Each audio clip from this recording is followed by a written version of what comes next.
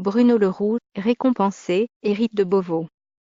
Désormais à Matignon, Bernard Cazeneuve a été remplacé, mardi 6 décembre, au ministère de l'Intérieur par Bruno Le Roux, lui aussi fidèle du président. À 5 mois de la fin du quinquennat, Bruno Le Roux réalise enfin son ambition d'entrer au gouvernement, qui plus est au poste dont il rêvait, l'Intérieur. Certes, ce sera un bail de courte durée, mais il récompense un fidèle de François Hollande qui se morfondait à la présidence d'un groupe socialiste de l'Assemblée nationale en apesanteur. Âgé de 51 ans, le député de Seine-Saint-Denis a déjà une longue carrière politique derrière lui, commencée en 1989 aux côtés du maire, PS, d'Épinay-sur-Seine Gilbert Bonnemaison, auquel il succédera en 1995.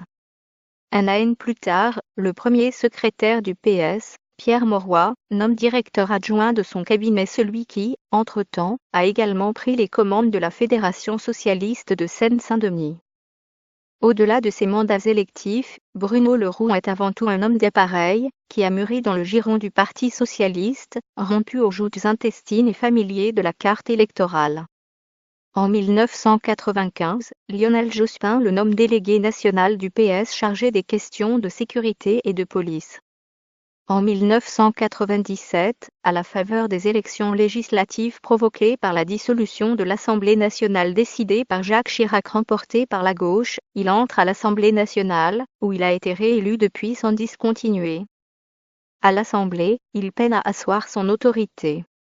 Fidèle de François Hollande et de Jean-Marc Ayrault, qui présidait le groupe socialiste de l'Assemblée de 1997 à 2012, il succède à ce dernier quand il est nommé à Matignon. Mais la mayonnaise a du mal à prendre et Bruno Le Roux peine à asseoir son autorité sur un groupe au sein duquel les fissures ne cessent de s'élargir.